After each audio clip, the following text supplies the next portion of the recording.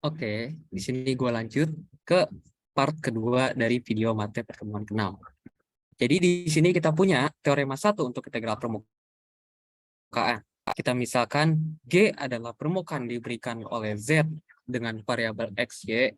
Jika F itu terturunkan order 1 yang kontinu dan nilai G, X, Y, Z-nya itu adalah G, X, Y dengan Z-nya tadi kita ganti dengan F, X, Y dan kontinu pada medan vektor, maka integral permukaan G pada permukaan G adalah integral lipat 2 pada permukaan G untuk G, X, Y, Z diintegralkan terhadap S, dan nilainya tersebut akan sama dengan integral lipat 2 dari permukaan R untuk G, X, Y, F, X, Y dengan akar 1 ditambahin do F, do X kuadrat ditambah do F, do Y kuadrat.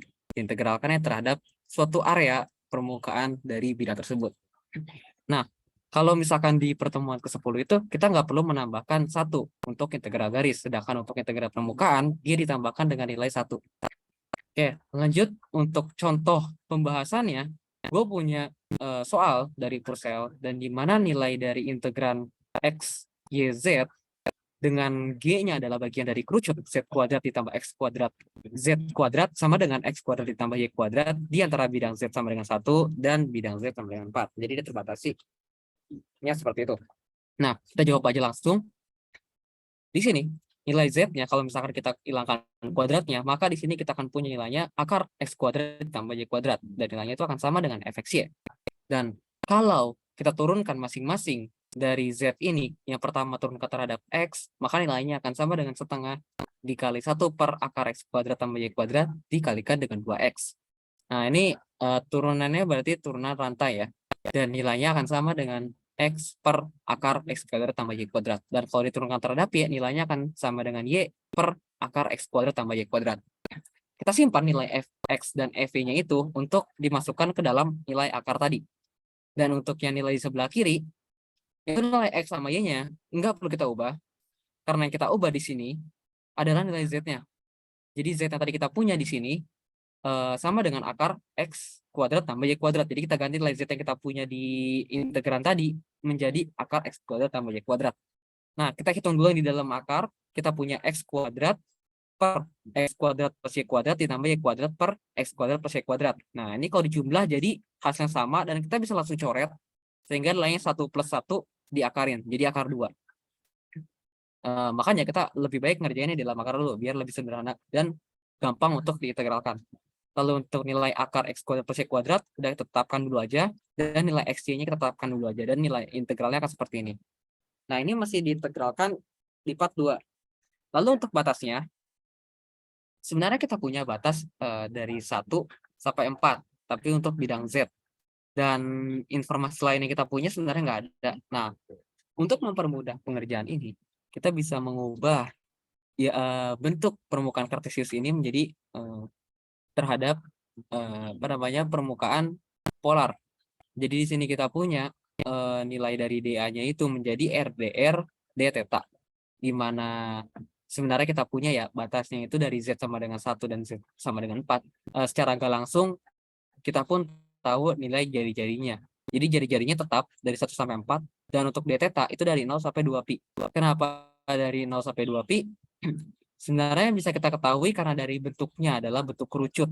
Bentuk kerucut itu tidak dibatasi oleh apapun selain bidang Z-nya, di mana Z itu adalah sebuah ketinggian ya, sehingga bisa kita nyatakan sebagai nilai R, dan sisanya seperti informasi kuadran ataupun oktan tidak diberitahu. Sehingga di sini kita punya batas atasnya itu 2 pi.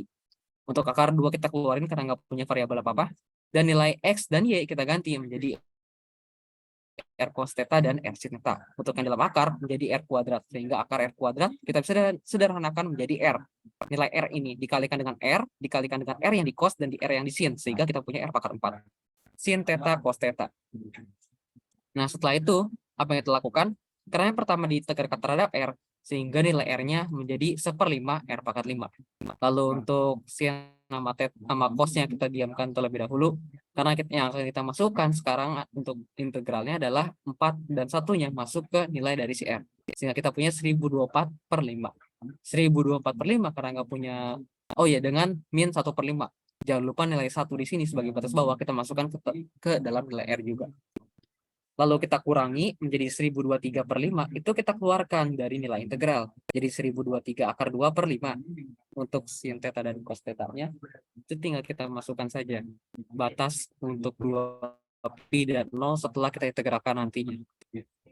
Nah, di sini, untuk mempermudah pengintegralan, saya menggunakan sifat trigonometri, yang dimana 2 sin theta cos theta itu sama dengan sin 2 theta. Sehingga dia di sini dikalikan dengan setengah, nilainya di per 10, sehingga dia akan menjadi nilai sin 2 theta. Untuk sin 2 theta, itu nilainya akan sama dengan 1 dikurangin cos 2 theta per 2. Sehingga kalau misalkan kita integralkan akan menjadi seperti ini. Dan kalau misalkan setelah kita integralkan, oke, ya benar. Nah, integralkan lalu kita masukkan saja dan hasilnya akan sama dengan 0. Seperti itu. Oke, kita masuk ke flux medan vektor. Kita misalkan G adalah suatu permukaan dua sisi yang mulus sedemikian dan anggap terendam dalam fluida dengan suatu medan kecepatan kontinu F dengan variabel X, Y, Z. Jika delta S, di sini kita punya dari gambar dan sebuah alas dari sepotong balok F ini, sepotong kecil dari G ya. Nah, maka di sana F hampir konstan dan volume fluida yang melewati potongan ini dalam arah normal satuan adalah delta V yang nilainya kira-kira mendekati nilai F N delta S. Jadi flux F yang melintasi G tersebut memiliki nilai integral lipat 2G F N ds. Nah, ini tadi kita punya ya dari part yang pertama, nilai pengerjaannya. Dan untuk teoremanya sendiri kita punya seperti ini. Aku bacain aja. Misalkan G itu permukaan mulus yang diberikan Z sama dengan Fxy. Dengan Xy-nya itu berada di dalam bidang D dan N-nya itu menyatakan satuan normal ya ke atas pada G. Jika F mempunyai turunan parsial pertama yang kontinu dan suatu medan vektor kontinu, maka flux F yang melintasi G nilainya akan sama dengan ini tadi Fnds, dan lebih sederhananya lagi kalau kita ganti terhadap permukaan D itu akan sama dengan min Pfx min Q Fy ditambahin R. P dan Q itu nilainya akan bisa kita cari dari nilai Fx, YZ yang kita punya. Lalu untuk Fx, Fy-nya itu dari turunan pertama yang nanti bakal kita kerjakan nilai Z-nya yang bisa kita temukan nilai Z. Oke, kita lanjut aja. Mungkin ada contoh soalnya. Nah, seperti ini. Jadi nilai Fx sama nilai Fy-nya didapat dari nilai Z-nya, seperti tadi aku udah singgung.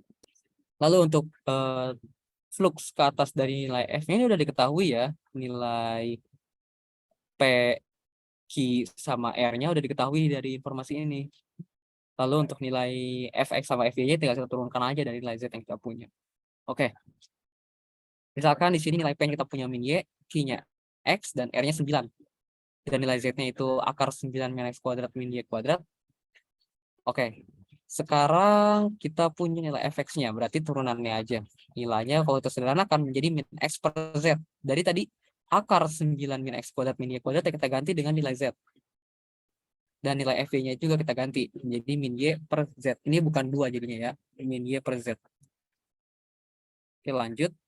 Dengan demikian, berdasarkan rumus yang kita punya tadi, kita tinggal masukin aja. Kalau kita misalkan nyari nilai fluxnya, akan sama dengan integral lipat 2 dari bidang R untuk min Pfx min Qfy ditambahin R.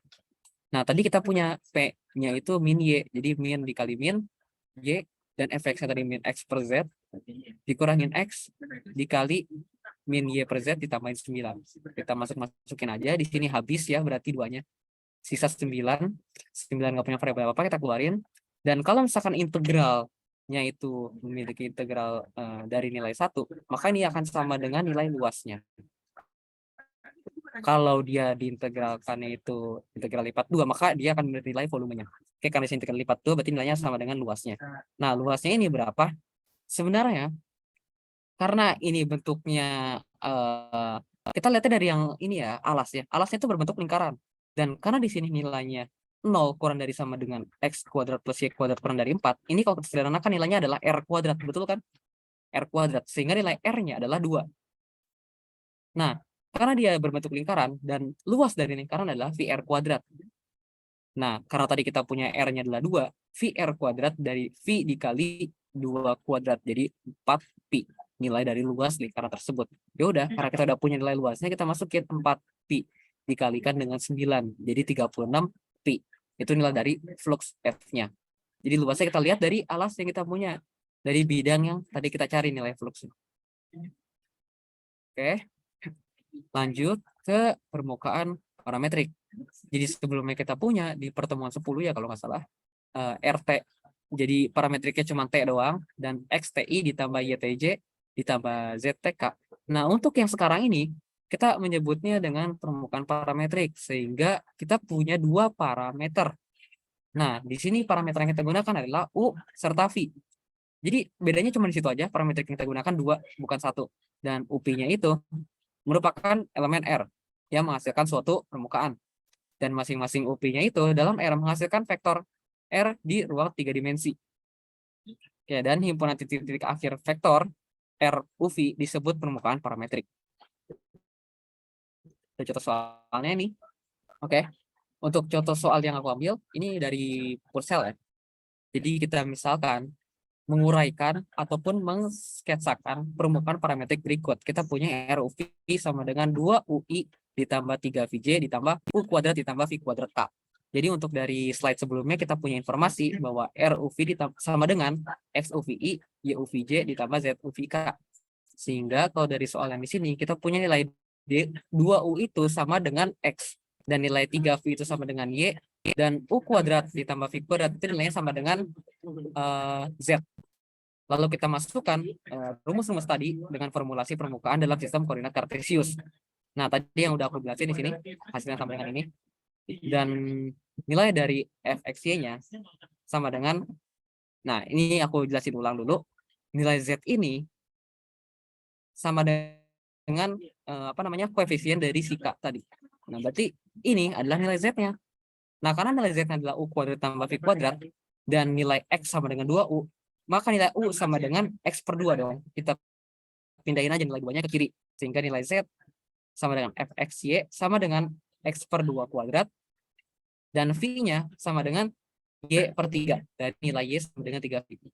Nah, setelah dikuadratin, akan terbentuk nilai Z dengan nilainya adalah X kuadrat per 4 ditambah Y kuadrat per 9. Dan bentuk ini adalah bentuk paraboloid. Kalau misalkan kita ingat lagi. Nah, nilai ini berarti memiliki batasnya itu untuk yang X itu sampai 2 dan nilai Y-nya itu sampai 3. Dan dia akan terbentuk paraboloid pada dimensi 3. Ini kita balik lagi ke kalkulus 2 ya kalau nggak salah. Dan untuk sketsa gambarnya itu, nah ini. Itu kita mengetahui bentuk paraboloid itu untuk digunakan dalam bentuk sketsa gambarnya nanti. Kalaupun kita diminta untuk mencari sketsa gambarnya. Kalaupun enggak, paling kita menguraikannya adalah menguraikan nilai Z ini dari yang sebelumnya kita punya U kuadrat ditambah V kuadrat. Jadi kita menggunakan parametrik U dan V. Kita ubah parametrik tersebut ke bentuk X dan Y, ke bentuk koordinat kartesius. Sehingga kita bisa menggambarkan sketsanya kalaupun kita menggunakan GeoGebra. Seperti itu. Dan untuk di slide ke-18 ini ada bentuk pertanyaan materi luas dan integral permukaan parametrik. Jadi untuk yang tadi itu integral permukaan parametrik itu nggak dicari nilai integral maupun luasnya. Jadi di sini dia akan diminta cari nilainya berapa. Kita misalkan permukaan parametrik G itu diberikan oleh persamaan RUV sama dengan XUVI ditambah YUVJ ditambah ZUVK. Dengan UV-nya itu di R sama kayak tadi, maka luas permukaan dari G-nya itu adalah AG sama dengan integral terhadap permukaan R dari ini mutlaknya itu artinya adalah panjang RU cross RV diintegralkan terhadap area ya tentunya. Nah, RU ini apa? Artinya nilai R yang kita punya di sini diturunkan terhadap nilai U. Jadi parameternya nggak kita ubah, tetap U, lalu kita turunkan terhadap U. Dan RV diturunkan terhadap V. Lalu kita cross nilainya. Dengan, nah tadi RU-nya udah jelasin. Jadi dari yang atas ini diturunkan terhadap U masing-masing. Dan ini diturunkan terhadap V. Lalu, karena diferensi dari luas permukaan adalah DS, dengan DS-nya itu kita punya ini. Maka integral permukaan untuk permukaan parametrik, kalau tadi ditanya luas, di sini integral permukaan parametrik. Nilainya adalah G, integral terhadap permukaan G dari fxyz ds, dan untuk fxyz-nya kita ubah menjadi RUV karena di sini parameternya menjadi U dan V. Lalu nilai DS-nya pun kita ganti menjadi panjang RU dan RS menjadi RU dan RV. Oke, diintegrasikan terhadap A. Oke, lanjut ke contoh soal ya. Oke, ini kayaknya contoh soal terakhir. Aku bahas aja. Dan sebenarnya aku nggak nyiapin contoh soal yang mungkin bisa kalian kerjain ya. Jadi kalau misalkan ada butuh soal untuk pegangan buat UAS nanti, mungkin bisa lihat di Purcell. Kalau ada yang mau ditanya, bisa tanya aja langsung ke gua, PC. Untuk contoh soal terakhir ini, ngambil dari Purcell juga sama. Jadi nggak ada di WPT. Pertanyaannya adalah, tentukan luas permukaan dari permukaan parametrik RUV sama dengan U kuadrat cos VI ditambah U kuadrat sin VJ ditambah 5UK. Dengan U-nya itu terbatasi 0 sampai 2pi, dan V-nya pun terbatasi 0 sampai 2pi. Jawabannya gimana? Dari definisi permukaan parametrik ya, kita bisa nyari nilai RU maupun RV-nya. Di dalam kurung ini artinya dia memiliki parametrik U dan V. Nah, kalau diturunkan terhadap U, ya udah diturunkan aja jadi 2U cos Pi ditambah 2U sin Pj ditambah 5K. Aman ya? Kalau diturunkan terhadap V, makanya diturunkan tinggal nilai dari trigonometrinya aja. Aman dong harusnya. Lalu kita cross. Nah, untuk nilai dari RO di cross RV itu sebenarnya kita menggunakan cara determinan, dan determinan itu karena 3 kali 3, jadi kita menggunakan metode Sarus. Jadi di sini kita tambahkan lagi aja I, J, dan 2U cos Pi gitu. Jadi menggunakan metode Sarus. Nah, karena di sini nilai R-nya itu nggak ada ya. Untuk yang RV 0, jadi udah kita masukin 0 di sini, dan jadi sepanjang ini dia nggak ada nilainya. Ya udah, sisanya aja yang ada kita masukin sehingga nilai RU RV-nya seperti ini perhitungannya. Nah, lalu gua sederhanain sehingga nilainya seperti ini. Kalau ada kesalahan perhitungan bisa langsung bilang aja di kolom chat. Sehingga sederhananya akan menjadi seperti nilainya. Oke, lalu untuk nilai dari panjangnya itu, berarti di sini bentuknya adalah mutlak 2 kali ya. Nah, ini dari min U kuadrat itu kita kuadratkan lalu diakarin lagi. Jadi nilai minusnya hilang, dan untuk di dalam juga sama, dikuadratkan lalu diakarin. Itu penjelasannya di PPT untuk perhitungan yang double mutlak tadi. Nah, lalu jadi kita punya di sini 25 ditambah 25 cos kuadrat ditambah 25 sin kuadrat. Jadi kita masukin aja sin kuadrat tambah cos kuadrat 1 kan. Di 25 dikurangin ini dikuadratin minus 2U-nya berarti menjadi 4U kuadrat. Sehingga nilainya adalah 25 ditambah 4U kuadrat. Seperti itu. Nah, selanjutnya kita integralkan agar kita mendapatkan nilai luasnya. Nah, untuk mendapatkan nilai luasnya, balik lagi ke sini untuk pengerjaannya seperti ini. Maka luas permukaannya kita tinggal masukin batas bawah dan batas atasnya dari 0 sampai 2pi dengan parametrik pi dan parametrik U. Nah, lalu kita integralkan aja. Pertama kita integralkan terhadap V nih di sini. Yaudah, karena kita di sini nggak punya parameter pi sama sekali, V ya maksudnya V. Berarti tinggal dikalikan dengan V. Masukin lagi 2pi dan 0-nya. Udah aman ya, karena di sini 2pi-nya itu tidak memiliki variabel lain, jadi kita keluarin aja dari integralnya. Dan 0 ya udah 0. Lalu diintegralkan terhadap U. Nah, ketika kita mengintegralkan terhadap U, di sini sebenarnya sulit untuk mengintegralkannya, sehingga kita menggunakan substitusi untuk mempermudah. Substitusinya itu adalah dengan mengganti nilai 2U menjadi W. Jadi untuk yang 4U kuadrat ini bisa kita dalam kurungkan dulu menjadi dalam kurung 2U pangkat 2, sehingga nilai 4U kuadrat bisa menjadi W kuadrat. Dan untuk DW-nya kita ganti menjadi 2DU. Ya, berarti wajib dong untuk mengganti nilai 2U ini, DU ini, karena variabelnya pun kita ganti menjadi W. Nah, selanjutnya kita hitung saja nilai U kuadrat ini, berarti kalau kita bisa menjadi W per 2 ya, dan karena dikuadratkan jadi W kuadrat per 4. Dari akar W kuadrat plus 25 dikalikan DW per 2. Nah, hasilnya menjadi seperti ini. Nah, setelah dari ini, sebenarnya aku nggak hitung lagi karena integralnya udah sulit. Nah, oh ya, untuk batas atas sama batas bawah, itu kita ganti dari yang 0 sampai 2pi menjadi 0 sampai 4pi karena dia variabelnya berubah dari U menjadi V. Jadi kita ganti juga 2pi-nya dimasukkan ke dalam U, 2pi dikali 2 sama dengan 4pi. Nah, seperti itu. Sampai sini aja untuk pengerjaan dari contoh terakhir, yaitu contoh ketujuh, nggak perlu diselesaikan sampai beres, karena ini pengerjaan dari integralnya pun sulit. Nah, sampai situ mungkin materi dari teorema Green dan integral permukaan. Sekian dari gua. Terima kasih yang udah mau nonton. Semoga sukses UAS-nya. Terima kasih. Assalamualaikum warahmatullahi wabarakatuh.